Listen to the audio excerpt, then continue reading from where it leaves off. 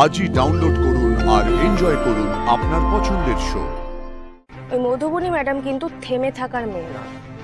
আমরা মধুবনী ম্যাডামের যমজ বোনের ব্যাপারে খোঁজ পেলাম ঠিকই, কিন্তু দিয়া আর রিয়ার আসল সত্যিটা আমাদের কিন্তু এখনো জানা বাকি।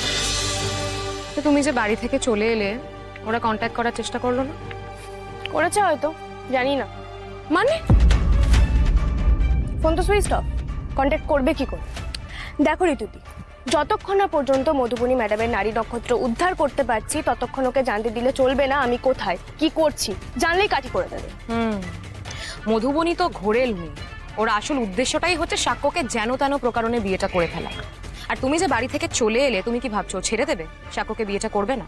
নিশ্চয়ই কোনো না কোনো ফন্দিও মাথায় ঠিক আনবে। আর সেই সুযোগটা যাতেও না পায় সেই জন্য আমাদের যা করা তাড়াতাড়ি করতে হবে। চলো, সময় নেই, চলো। সরি, আপনাকে অনেকক্ষণ বসতে হলো। I am extremely sorry. আসলে একটা বিশেষ কারণে আজ ডিভোর্স পেপার সই করতে পারছি না। আমি একটা কাজ করব, আমাদের দুজনেরই একটা কনভিনিয়েন্ট টাইম দেখে আপনাকে পরে ডেকে নেব। সে কি মানে আজ সই হবে না? আসলে একটা পার্সোনাল কারণে আমরা দুজনেই ব্যস্ত হয়ে পড়েছি। আই এম রিয়েলি সরি, আপনার অনেকটা সময় নষ্ট করলাম। No it's okay. আমি এক কাজ করি সাক্ষ্যজিৎ বাবু, আমি আজকে এই কাগজপত্রগুলো এখানে রেখে যাই, আপনারা আপনাদের সময় সুযোগ করে সাইনটা করে আমার পেপারসগুলো পাঠিয়ে দেবেন, তাহলে হয়ে যাবে। ওকে, থ্যাংক ইউ। আমি তাহলে আজ চলি। এই যে পেপারসগুলো রইল। নমস্কার। নমস্কার।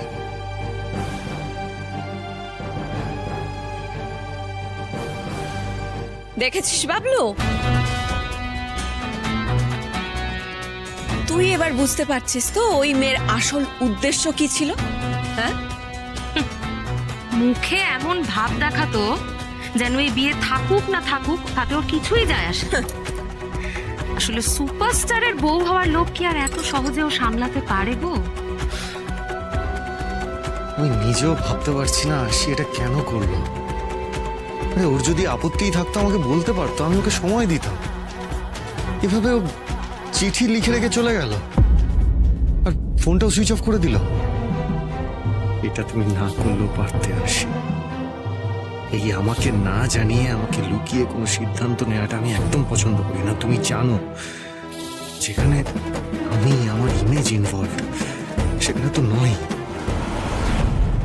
এভাবে দাঁড়িয়ে দাঁড়িয়ে আরশির মুভস অ্যান্টিসিপেট করে কোনো লাভ আছে বলে আমার তো মনে হচ্ছে না। সাক্ষ্য, দাঁড়িয়ে না থেকে ঋতুকে একটা ফোন করো। ঋতুকে? কেন?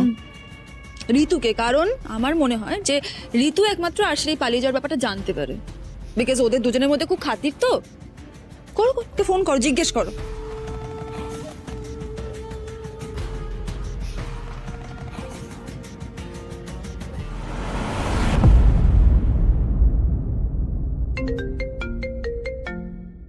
এই আরশি, সাক্ষ্য ফোন করছে।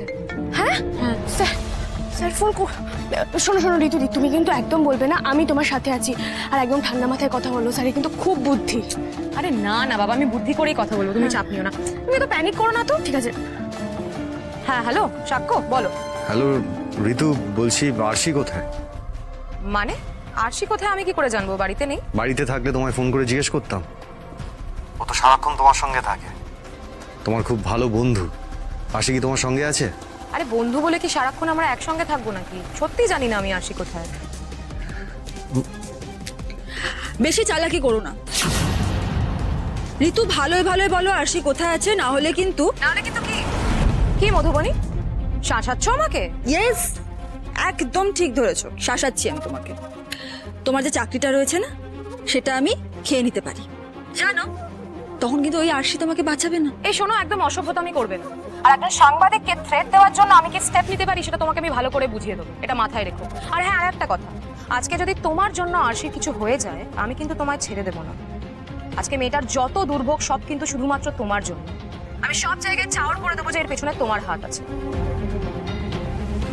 ফালতু মেয়ে একটা। তুমি তো দারুণ থ্রেড দিলে ঋতুদি।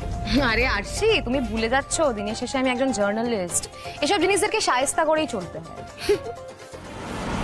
সবাইকে হাত করে রেখে দিয়েছে, প্রত্যেকটা মানুষকেও হাত করে রেখে দিয়েছে। সহ্য কর মেয়ে একটা। ও ডিভোর্সটা আটকাবে তো? ও এইভাবে প্ল্যান করে ডিভোর্সটা ক্যান্সেল করবে, এটাও ভেবেছে। পারবে না, ও যত খুশি প্ল্যান করুক, ও পারবে না। সোজা আঙুলে যখন ঘিটা ওঠে না, তখন আঙুলটাকে দেখাতে হয়। কি করবে তুমি? আমি হ্যান্ডরাইটিং এক্সপার্টকে ডাকবো। হোয়াট? সে আসবে এবং সে এসে এই ডিভোর্স পেপারটাতে আরশির সাইনটা করবে। আমিও দেখতে চাই আরশি কিভাবে ডিভোর্সটাকে আটকায়, ও কি কি করতে পারে আমাকে দেখতে হবে না? ওর অসভ্যতামি, ওর লোভ সবটা আমি ঘুচিয়ে দেবো। সাক্ষ্য। মধু মধু মধু, কি বলছো তুমি? তুমি জানো তুমি সই নকল করবে? এটা ছাড়া আর কোনো অপশন রেখেছে আরশি? ও যদি নিচে নামতে পারে তাহলে আমাদের আর কি উপায় তুমি বলো তো? এতটা নিচে নেমে গেছে ও। আর বিশ্বাস করো সাক্ষ্য, আমি না কন্ট্রাক্ট শেষ হওয়া অবধি অপেক্ষা করতে পারবো না। আমি ওই মেয়েটাকে আর টলারেট করবো না, করতে পারবো না। যত তাড়াতাড়ি সম্ভব ডিভোর্স হবে, তারপর আমাদের বিয়েটা হবে। ব্যাস। ওই ফালতু মেয়েটার জন্য আমি আমাদের বিয়ে ভেস্তে যেতে দেবো না। একদম ঠিক ভেবেছো মধু। হ্যাঁ হ্যাঁ, তুমি করো তো, যা করার তুমি তাড়াতাড়ি করো। ওই মেয়ে যত দ্রুত আমাদের ঘাট থেকে নামবে ততই মঙ্গল। শোনো মধু, তুমি একদম চিন্তা করো না। যদি সই জাল করা নিয়ে কোনো অশান্তি হয় তাহলে আমরা তো রইলাম, কি তাই না? হ্যাঁ হ্যাঁ, আমরা সাক্ষী দেবো, একদম ভেবো না তুমি।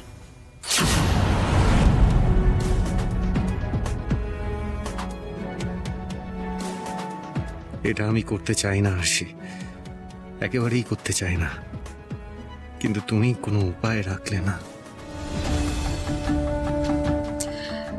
হ্যালো জিনিয়া, হ্যাঁ বলছি যে তোমার কাছে একজন হ্যান্ডরাইটিং এক্সপার্টের নাম্বার ছিল না? পাঠাও। ভালো ভাষণ ফেসেছে মধুবনী, না পারছে গিলতে, না পারছে ওগলাতে। সাক্ষ্যকে বিয়ে করার ধান্দাটা তুমি পুরো কেচিয়ে দিয়েছো আরশি। না ঋতুদি, এখনো পুরোটা কেচাতে পারিনি। ওই মধুবনী ম্যাডাম কিন্তু থেমে থাকার মেয়ে নয়। আমরা মধুবনী ম্যাডামের যমজ বোনের ব্যাপারে খোঁজ পেলাম ঠিকই, কিন্তু দিয়া আর রিয়ার আসল সত্যিটা আমাদের কিন্তু এখনো জানা বাকি। আর সেই ব্যাপারে জানতে গেলে আমাদের সেখানে যেতে হবে যেখানে দিয়ার উত্থান। তুমি কি তাহলে? হ্যাঁ ঋতুদি, আমি বসিরহাটে যেতে চাই, এবং সেটা আজই।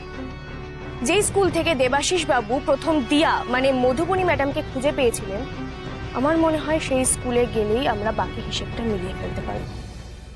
আর যদি বজরংবলীর সহায় হয় তাহলে দিয়া আর রিয়ার রহস্যটা সেখানে গেলেই ক্লিয়ার হবে। বেশ, তাহলে চলো বেরিয়ে পড়ি। বেলাবেলি বেরিয়ে পড়লে আমরা তাড়াতাড়ি খোঁজ খবরটা করতে পারবো। চল চল।